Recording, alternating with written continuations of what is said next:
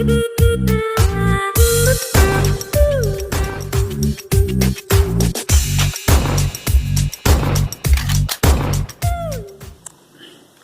वालेकुम master concept में आज सेकेंड ईयर की एक एमसीक्यूज की नई वीडियो आपकी खिदमत में हाजिर है। तो चैप्टर नंबर 8 से इसका ताल्लुक है, यानी कि कॉनिक शेप से, जो कि पैराबोला, हाइपरबोला और इलिप्स। तो इन टॉपिक्स के ऊपर ये चैप्टर दिया गया है। बुनियादी तौर पे ये शेप्स होती हैं और इनको समझने के लिए आप जहन में ये रख सकते हैं कि जब हम लोग बहुत से स्विमिंग पूल बनाते हैं, बहुत से हम लोग पार्क बनाते हैं, और आपको मालूम है कि जब ऊपर से जहाज गुजरता है तो एक चीज बिल्कुल या तो सर्किल शेप की हो या एलिप्स शेप की हो, या फिर पैराबोला टाइप के रोड बन जाते हैं और दरवाजे बनाए जाते हैं और पुल भी बनाए जाते हैं। तो ये तमाम शेप्स होती हैं जिनको मेजर करने के लिए कुछ ऐसी बातें होती हैं जिसे याद रखना पड़ता है।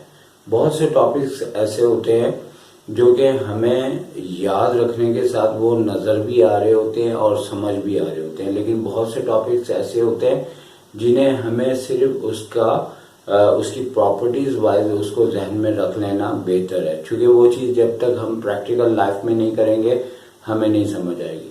तो आज की वीडियो इस तरह से एमसीक्यूज के ऊपर बन रही है, जो कि मैं बता दूं मैं 3 वीडियोस बनाऊंगा। पहली वीडियोस में जो है मैं एलिप्स को कंसीडर कर रहा हूं और एलिप्स के ऊपर जितने पॉइंट्स बन सकते हैं एमसीक्यूज वाइज मैं बना के बता रहा हूँ, बल्कि यहाँ बनाए हुए हैं, इन्हें समझाऊंगा। और इसके बाद एक पैराबोला, एक हाइपरबोला और एक जो है सर्किल के ऊपर एक एक वीडियोस बनेगी, जिसमें कोशिश होगी कि जितने पॉइंट्स आते हैं एग्जाम में वो सारे यहाँ नोट कर लिए जाए। जैसे एलिप्स से मुतालिक मैंने 8 पॉइंट्स हैं और कुछ समझाने के दौरान मैं बातें करूंगा जिससे 4-5 पॉइंट्स आपके और बढ़ जाएंगे।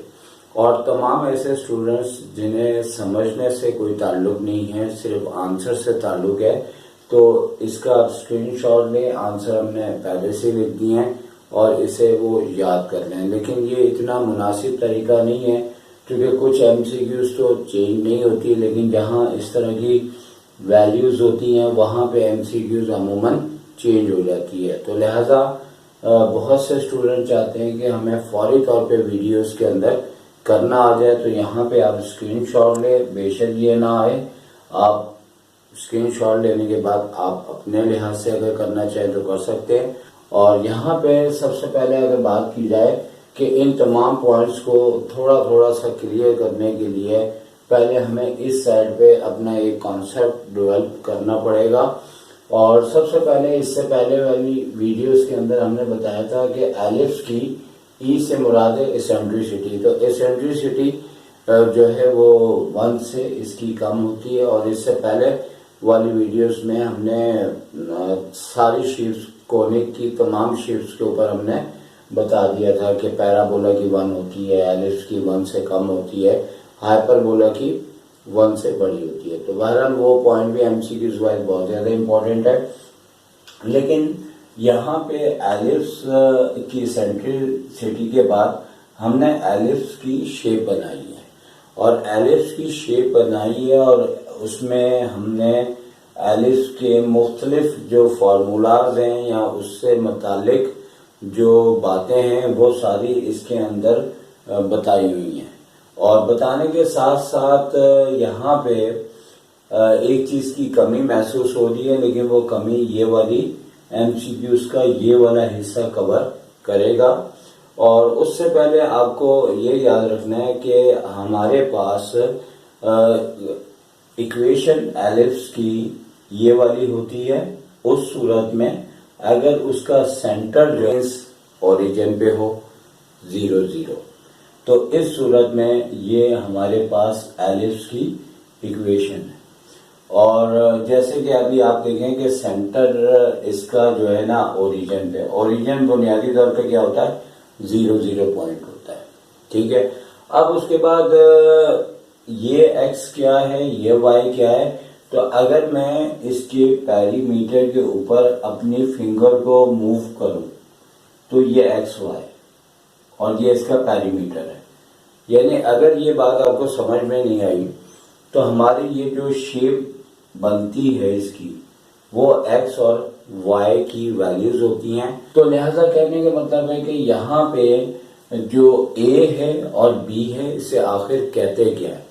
तो इसके लिए हमने आपको यहाँ पे बताया हुआ है कि लेंथ जो है वो ए जो है वो मेजर एक्सिस की होती है और बी जो है वो माइनर एक्सिस की लेंथ होती है और सी जो है वो फोकस होता है और फोकस यहाँ पे चूंकि टू साइडेड होता है तो इसे फॉकी भी बात पढ़ते हैं, फॉसी भी पढ़ते हैं। बहरहाल फोकस एक साइड होती है और दोनों साइडें हों तो फोकाई भी पढ़ते हैं और फॉकी भी इसे कहते हैं। तो बहरहाल ये सारी इसकी लेंथ है और इस लेंथ से मुतालिक एक हमारे पास फॉर्मूला होता है जो एलिप्स के अंदर यूज होता है और वो इस तरह से यूज होता है कि ए का square is equal to B square plus C square. ये हमारे पास फॉर्मूला होता है और इस फॉर्मूले से मुतालिक जो जो बात कवर होती जाए ताकि वीडियो बहुत बड़ी ना बनने पाए तो हम साथ साथ निपटाते रहेंगे। तो ये आपको याद रखना है कि ये मेजर एक्सिस है, ये माइनर है और ये फोकी और तीनों के स्क्वायर हो रहे हैं। तो ये एलिप्स का एक फॉर्मूला है या रिलेशन है और इससे जो एमसीक्यूज आपकी कवर हो रही है वो कवर जो हो रही है वो नंबर 7 है। और हम इस तरह आज नहीं आपको समझाएंगे कि नंबर 1 ले रहे हैं, नंबर 2 ले रहे हैं। जो जो हमारे चूंकि लेक्चर कोई ऑलरेडी प्लानिंग से नहीं हो रहा बल्कि अकल से हो रहा है और जो जो पॉइंट आपका क्लियर होता जाएगा साथ साथ हम बताते जाएंगे। अब यहाँ पे देखें a square equal to B square plus C square लिखा है। तो इस तरह की एमसीक्यूज आती है कि in ellipse a square is equal to dash. अब वो जाहिर सी बात है 4 ऑप्शन देंगे तो करेक्ट ऑप्शन हमारे इस फॉर्मूले के मुताबिक होगा। तो नोट कर लें कि नंबर 7 को हमने कवर कर लिया है। ओके, अब एक 8 में से 1 हमारी एक कंप्लीट भी हो गई और थोड़ा सा काम हो गया हमारा। अब इस साइड आते हैं तो ए जैसे कि मेजर एक्सिस है और बी माइनर एक्सिस है। तो मेजर एक्सिस का मतलब होता है बड़ा और माइनर का मतलब होता है छोटा। तो अब आप ये देखें कि अगर हम सर्कल चुके बिल्कुल गोल होता है और उसका रेडियस भी सेम होता है, लेकिन यहाँ से ये हिस्सा हमारा जो है वो बहुत बड़ा है। ये मेजर एक्सिस की लेंथ होती है जो कि आपके सेंटर से यहाँ तक का ए और यहाँ से यहाँ तक का ए फासला होता है। अगर मेजर एक्सिस में टोटल लेंथ पूछी जाए कि मेजर एक्सिस की कितनी होती है तो उसका आंसर होता है 2a। उसका आंसर होता है 2a। तो ये याद रखें कि अगर मेजर एक्सिस की टोटल लेंथ पूछी जाती है तो वो कितना होता है 2a। क्योंकि सेंटर से यहाँ तक का फासला a और सेंटर का यहाँ तक का फासला हमारे पास टोटल इसका 2a होता है और अगर सेमी मेजर एक्सिस की लेंथ के है तो वो सिर्फ a होता है। तो अब इससे मुतालिक एमसीक्यू जो है वो ये वाली दी हुई है और ये वाली इसमें कहा हुआ है कि the length of the major axis of the ellipse is 8। मैंने डायरेक्ट आंसर लिखा है। और अगर माइनर आ जाए एक्सिस तो 6 और अगर फॉकी आ जाए तो 2√7। अब एक्चुअली उसमें है क्या कि हमारे पास दिया हुआ है एक्स स्क्वायर अपॉन 16 और इसी तरह Y square upon 9 equals to 1। अब होता यह है कि जैसे मैंने ये कहा था, या थोड़ा मैं एरो बना देता हूँ कि ये हमारे पास एलिप्स की इक्वेशंस कहलाती है और इसमें सेंटर इसका जो है वो ओरिजिन है। और अगर एक्स स्क्वायर के साथ इक्वेशन में एक्स की पावर 1 हो या वाई स्क्वायर के साथ वाई की पावर 1 हो तो फिर इसका सेंटर ओरिजिन नहीं होता। इससे मुतालिक हमने वीडियोस इससे पहले बनाई हुई हैं। तो अब यहाँ पे हमारे पास चूंकि ये मेजर का मतलब होता है बड़ा और माइनर का मतलब होता है छोटा। तो अगर x के नीचे बड़ा है तो वो फिर आपका, अगर x के नीचे बड़ा आ रहा है तो वो मेजर एक्सिस होगा और वो बड़ा होगा। तो इस सूरत में इसे हम a square is equal to 16 ले लेंगे। और अगर वो माइनर एक्सिस बोलेंगे तो माइनर होता है छोटा वाला, तो b square is equal to 9 ले लेंगे। अब अगर हम a लेते हैं तो आपको पता है कि यहाँ पे प्लस माइनस के 4 आते हैं और b को भी अगर हम लें तो प्लस माइनस के 3 आते हैं। अब चूंकि यहाँ पे बात है कि टोटल लेंथ अगर पूछी जा रही है, अगर सेमी का मतलब होता है हाफ, तो फिर तो आंसर इसका सिर्फ 4 हो जाएगा। यानी अगर सिर्फ वो कहते हैं कि a कितना है तो a को कहते हैं सेमी एक्सिस, तो फिर आपका आंसर कितना हो जाएगा 4। लेकिन अगर टोटल लेंथ पूछे तो वो 2a होती है, यहाँ से a यहाँ से a, तो 2 के बाद a में 4 रखेंगे तो आंसर कितना हो जाएगा 8। और इसी तरह अगर सेमी एक्सिस पूछ रहे हैं तो वो आपके पास है तो सिर्फ b हो जाएगा। तो b आपको बताया कि वो 3 में प्लस में लेते हैं, मैग्नीट्यूड कभी नेगेटिव नहीं होता। और अगर टोटल माइनर एक्सिस की लेंथ पूछे तो वो आपकी 3 2 6 हो जाएगी। इसी तरह फॉकी के लिए आपको ये फॉर्मूला यूज करना पड़ेगा, यानी कि बी स्क्वायर प्लस सी स्क्वायर और इक्वल टू ए स्क्वायर है। तो अगर सी स्क्वायर यहाँ पे रुक जाए और ए स्क्वायर यहाँ पे आ जाए और बी स्क्वायर यहाँ पे आ जाए, तो हमें पता है डायरेक्ट ए स्क्वायर हमारे पास 16 है, तो यहाँ पे 16 है और बी स्क्वायर हमारे पास 9 है। तो अगर हम 16 में से 9 लेस करें तो 7 आएगा। और जैसे ही हम स्क्वायर रूट लेंगे इसका, यानी कि c हमारे पास हो जाएगा प्लस माइनस के अंडर रूट 7। तो कहने का मतलब है कि इसका अगर सिर्फ फॉकी की लेंथ पूछते हैं, फोकस की लेंथ पूछते हैं, तो अंडर रूट 7 इसका आंसर होगा। टोटल पूछेंगे तो 2 अंडर रूट 7 होगा। तमाम आंसर हमने ऑलरेडी यहाँ पे पहले लिख दिए हुए हैं। आप देख सकते हैं कि हमारे पास जो मेजर एक्सिस की लेंथ है वो 8 है, माइनर की 6 है और फॉकी की 2 अंडर रूट 7 है। और गालिबन यही वैल्यूज हमने भी यहाँ पे निकाली। लेकिन हमने यानी अच्छी प्रैक्टिस हो तो वो बच्चा जो है वो तकरीबन टीचर के नॉलेज के बराबर पहुंचा होता है। तो हमने जब ये फाइंड आउट की तो हमने कोई कैलकुलेशन भी नहीं की, तो आपकी प्रैक्टिस अच्छी होगी, ई कैट की भी अच्छी तैयारी हो जाएगी और डायरेक्ट आंसर भी आ जाएगा। तो अभी हमने नंबर 6 और नंबर 7 को आपको एक्सप्लेन कर दिया है। अब मजीद पॉइंट्स हम तेजी से आपको बताएंगे क्योंकि उसमें कोई ऐसी वर्किंग खास नहीं है। अब सबसे पहला पॉइंट है कि अगर वो आपसे पूछते हैं कि इसेंट्रिसिटी क्या है, तो ई इसको रिप्रेजेंट करते हैं और उसमें इसका जो फॉर्मूला होता है हमारे पास वो एलिप्स हो या आने वाले वक्तों में जब हम हाइपरबोला करवाएं, दोनों का फॉर्मूला हमारे पास c अपॉन a होता है। ये तो आपने याद रखना है, इसमें कोई ऐसा प्रॉब्लम नहीं है। तो पहली आपकी हमने ओके कर दी है। और पहली के बाद अगर हम बात आगे करें तो नंबर 2 के अंदर है कि semi latus rectum of an ellipse. अच्छा, इधर भी हम लिखना भूल गए क्योंकि थोड़ा सा हम आगे फायदा लेंगे।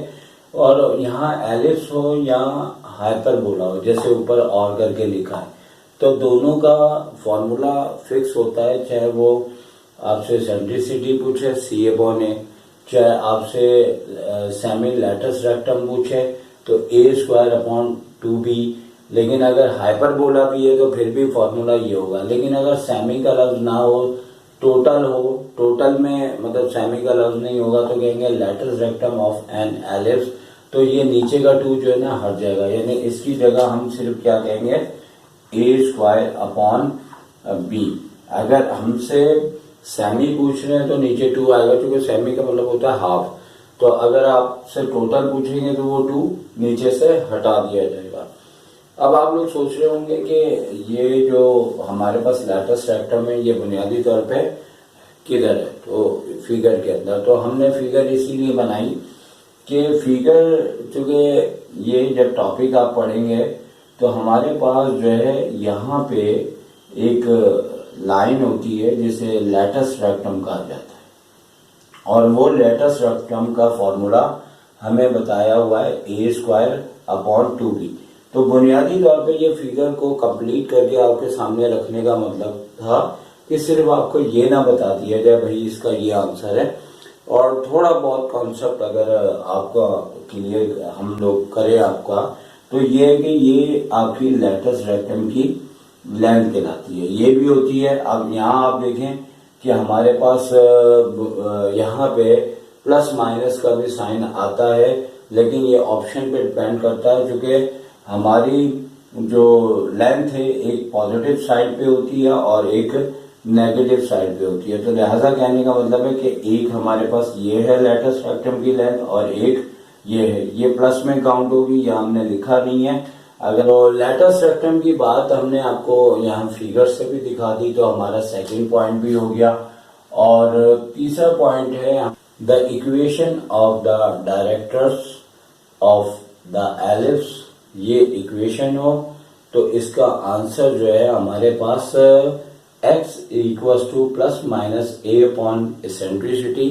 अब याद रखें कि यहाँ कभी x आता है कभी y आता है।